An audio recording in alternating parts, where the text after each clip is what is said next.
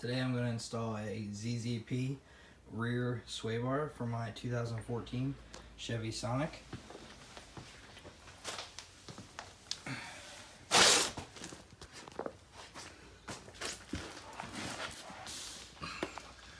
First you're going to take the tires off, put it up on jack stands. Okay.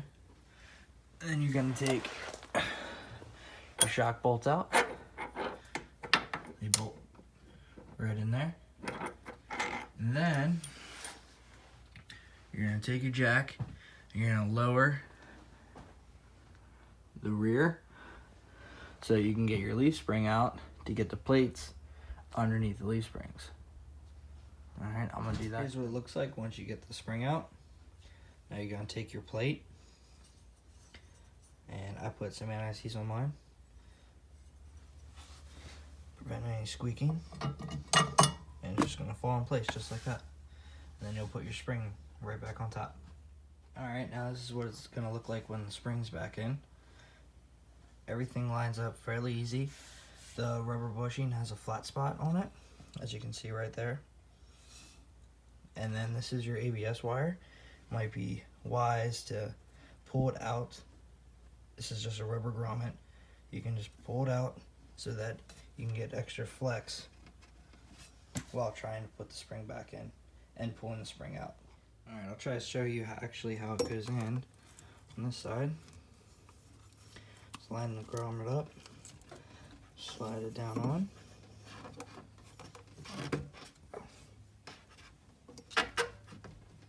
Line the top of the spring up. That's it. That's how you get the spring on. Alright, once you have the plates installed, then you're able to put your bar up in. Alright. There's no instructions on which way this is supposed to face, but I feel if it would face the other way, it'd be too close to the ground.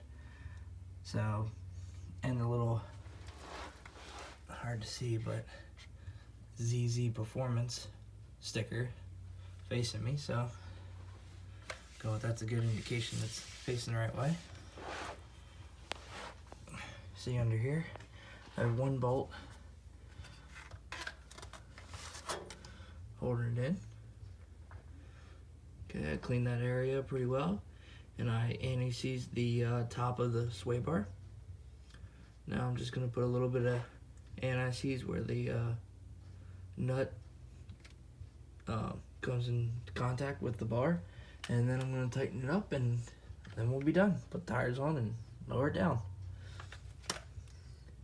There's only one bad thing I have to say about this bar, and that is on the driver's side, this outer nut touches the bar. So the bar may not have been welded, specifically in the center of the plate. So I actually had to sand down the washer to get it to go started threaded, and then have to use an open wrench. These are size 13, and turn it that way. Where on the other side, you can just get a standard socket.